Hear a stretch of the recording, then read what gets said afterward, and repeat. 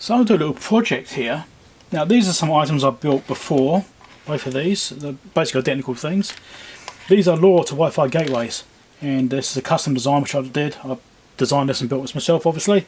3D printed case, that sort of stuff. These are used in the motorhome for when we're working at events. So we run 4 parallel systems. Basically what I want to do is try and make these a bit more robust. I actually had an incident once, happened once. Luckily it didn't happen at an event, it happened here. When I was doing some other testing, is I turned the power on to these things and one of them blew up. I think it might have been this one. So what actually happened is the switch mode buck converter here, that blew, and that blew up everything inside it. So it blew up the LoRa modules, it blew up the TFT module, blew up the ESP32, because it shoved 24 volts right through to the whole system because it shorted out. Now what I think happened is because of the surge current of an Inrush, I think it was too much for this and it just happened to blow it, because I've got quite a big capacitor in here and I've got some other caps around trying to help the supply be a bit more robust, because these LoRa modules can pull, you know, maybe an amp.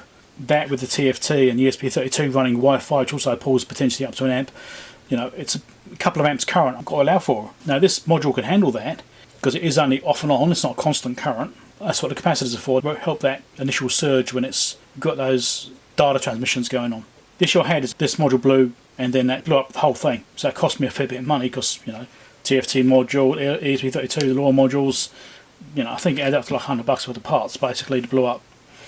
So what I did when that happened is, okay, right, I've neglected to put an inline fuse. So I put an inline fuse in here on the supplies, and also put a Zener diode across the output. You just see it there.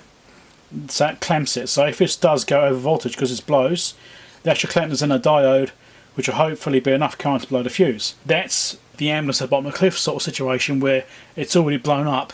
It's just trying to protect everything else, which is fine to a point. Ideally, you don't have it blow up in the first place. So this is what I want to modify now. So what I was actually looking at is inrush currents, thinking, oh, that could be what's caused it, is a big inrush current to running all this gear, the LoRa modules, the TFT, the ESP32, we've got a capacitor as well, you know, big caps. We'll set a 1000 microfarad cap there and a couple of smaller ones down here as well. And it's also got another one over here, so it's a 330 microfarad over there. So I've got this capacitance on there, thinking, right, it's probably too much inrush current, which is probably what made it blow. I'm guessing here, could be something else, but it's possible. So what I'm going to do is dismantle one of these units and we'll get the board out, and I'm going to put a inrush protection in here. So on the output of this board I'm going to put a small value resistor, and that just helps to smooth out the inrush. But before I do that, what we'll do is actually try and measure the current. So I've got my Micsig probe here. I haven't actually used this thing yet. I bought it a little while ago. I think I got it from Dave actually. EVblog. Go and look at his store there. We'll hook this up, we'll try and see what the inrush current is. That's the plan anyway. We'll try and see what the inrush current is before and after the modification and see if it does much. Could be interesting. Also, don't forget to click like and subscribe, just like my desk says. So I've got my test gear set up here. It's a bit messy, but you know, it is what it is. So I can power this up now and it will show us the inrush current and how much current it does when it does its initial startup. So I've already done some testing with this, so I'm going to change to my scope in a second and show you what I get. So I'm going to power it up right now. Let's do it inrush like that, and we'll see what we get. So there we go, there's the capture. So I've got channel 1, which is yellow. That's the main 24 volt input, well 20 volt input coming right now. I'm trying to simulate kind of what's in the motorhome. I could actually increase it more. Channel 2, which is the pink, that is the 5 volt rail. Channel 3, which is cyan, that is the 3.3 volt rail. And channel 4 is the current of the output from the 5 volt regulator, from the buck converter. So let's just zoom in on this. And you can see here, see the voltages ramping up together at the same time. So those aren't looking too bad. That's pretty much, you know, even. As soon as this thing gets to, what's that, probably 10 volts, these are all kicking in quite nicely. It's got the main supply in, then the 5 volt, then the 3.3 volts. So it's slightly staggered, which you'd expect. So that's all looking fine. Bit of an overshoot on the 5 volt rail there, which is a little bit interesting, but not by much, maybe half a volt. But here's the inrush current. Check that out. So once all these supplies are started up, then the current drops down significantly. So that's pretty interesting. I mean, that's exceeding 4 amps. That's 1 amp per division. It's exceeding 4 amp inrush current. The buck regulator is rated for 2.5 amps. So it's pretty big loading on it. Might be 3 amp, I can't remember. Still, that's at least 4 amps, maybe slightly more, might be going hard in there.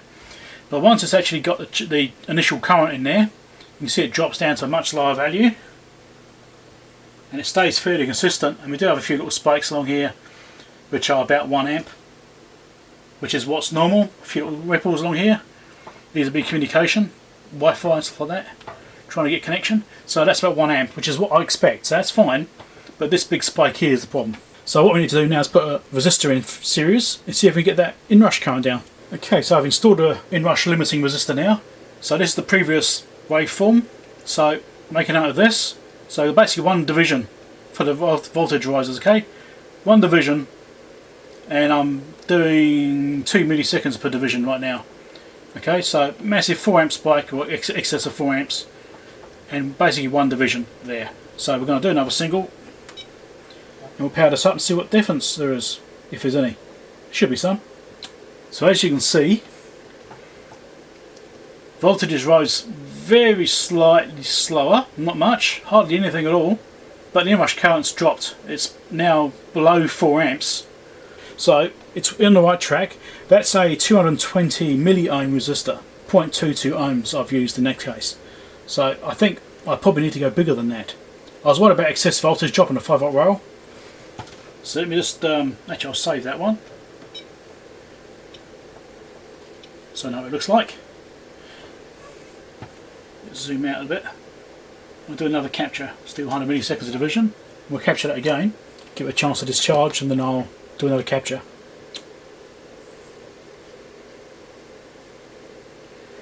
So the 5-volt rail is looking fine. I was worried about the 5-volt rail or 3.3 volt rails dipping too much with that resistor in there, but it looks absolutely fine.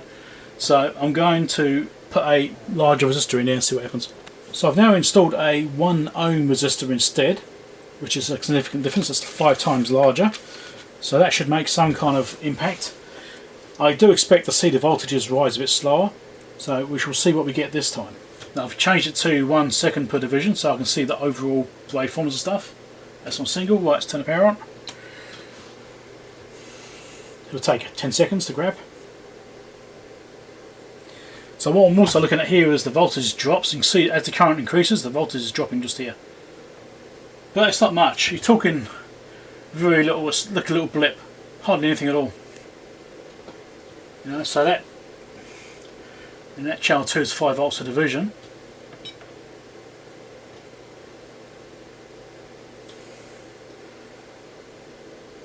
Yeah, it's only dropping a fraction of a division really. It's maybe 100 millivolts is dropping. I'll have to look at it more closely when it's got a big high current coming on it. So let's look over here. 2 milliseconds division is what I had before, wasn't it? Yes. Now we've got some slightly different waveforms going on here. So now it's taking, should we say, 1.5 divisions for the 5-volt rail to come up.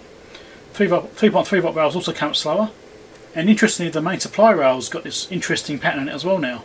So it comes up, flattens out, then comes up again. So it's obviously as these other regulators are kicking in. You can also see the current here is also shifting. So that's quite interesting. But in the end, once it's all stabilised, then it jumps up a bit more. So that's quite interesting way it's doing that. It's very different behaviour now. But the current is now only 2.5 to maybe 3 amps at most, which is a lot better. That's a significant improvement. Shall we try and go a bit further? So I've now put in a 2.2 ohm resistor instead. I've got it set back to 1 second per division. Let's do this up. Now what I do expect to see is a voltage drop greater than before with the usage of Wi-Fi. I expect to see it drop down a little bit more. There we go, there's our trigger. So you can see here we've got a much bigger spike here in the voltage where it's dropping down. We've got channel 2. It's not great sampling in that case, but you can see you've got quite a big drop here. So that is at 1 volt per division. So that's the baseline. So that's a halfway between divisions. So that's 1, 2, 3, 4 volts. It's quite a big drop when it's doing Wi-Fi. So that's quite a concerning voltage drop. It's probably a bit more than I'd like. So I think 2 ohms is probably going to be too much for it. I think so anyway. I'm pretty sure that's going to be too much. So let's come and look at this spike over here, see what we get now. So 2 milliseconds per division, which is what we had before. You can see these are smoothed out a lot more. It's now taken 4 divisions to come up basically, I'd say. About 4 divisions. But look at the current now. Inrush current is now only less than 2 amps. Absolute max is 2 amps. Much better profile there for coming in. But like I said, my only issue there is the effect of Wi-Fi when it's dragging the voltage down. So it's not ideal. So I think that's too much of a voltage drop. I can live with half a volt, but 1 volt drop is too much, because it does affect the LoRa modules and their efficiency. So I don't want to have those big voltage drops at the same time. If LoRa's running as well, it's going to be even greater, because Wi-Fi draws about an amp, whereas the LoRa modules also draw about an amp, I think. They're 1 watt modules, but I'm not running full power on those actually. I think I'm running 20 dBm on them instead of 30 dBm, something like that. I think I'm running quite low. So I think they're only doing maybe half an amp each. But if they both haven't running at the same time, it could be an amp. And if we bring it over here to where those are, we're at, say, 1 amp per division. So that's doing 2 amps there. It's doing like 3/4 an amp at that spike. And we're losing half a volt to a volt maybe. I think that's a bit too much for my liking. It's not ideal. So I think 1 ohm would do. I think I'll be happy with 1 ohm, because that's going to be a significant improvement as it is, without compromising the voltages too much. So what I've done now is I've installed a different capacitor. So obviously inrush current is caused by capacitance. So you have to charge the capacitors up when you first power up. Now capacitance is also important in that you have to have enough capacitance to be able to smooth out supply rails and that kind of thing. So they do have the certain value you need to have. Obviously because of my large inrush current, that's what's caused me the problem right now, is big inrush current, not necessarily smoothing on the supply rails. So what I've done is I've changed that 1000 microfarad capacitor to be a 330 microfarad capacitor instead. That will obviously affect the inrush current significantly, and it may cause issues with noise on the supply rails. So what I've just done is it's on a capture here, as I was doing before. I've had moved things around a little bit, so it might look slightly different, but I was looking at stuff a bit more closely. So here's channel 4, which is the current here. If I zoom in to inrush, 1 millisecond division here, so 2 divisions is what was previously 1 division. Let's do it that way. There you go. That's the same as what we're looking at before. Okay, so I'm using a 0.22 ohm resistor. That's one of the very first ones I tried, which still had quite a high inrush current of about 3.5 amps or so. So it's still pretty high. Now I've changed this, C4 sitting here now. So it's 1, 2, 3 divisions. So that's 3 amps at absolute most, and it instantly drops down to sort of 1.5, 1.75 amps, and then it drops again. Right, so it's obviously that first one there is charging a capacitor up. That first capacitor, second one's doing other capacitors and stuff like that, because there's other capacitors on the board. If I take the first capacitor off completely, I don't have that initial spike. Okay, so it's just that flat table there. So that first spike is charging at 330 microfarad capacitor. 3 amp spike I can live with, because the unit is supposed to be rated for that, and it's only really quick, so I'm not too worried by that. It's definitely a lot better than the 4+ amps I was getting before, so I think I can live with that. It's a compromise. Don't forget it's also with the 0.22 ohm resistor, so it's also allows a less voltage drop later on. Okay, and the rails are cut nicely together and that sort of stuff. That all looks fine. Still got this undulating on the main supply rail, but it's probably the power supply switching its voltages on. Not really too worried about that part.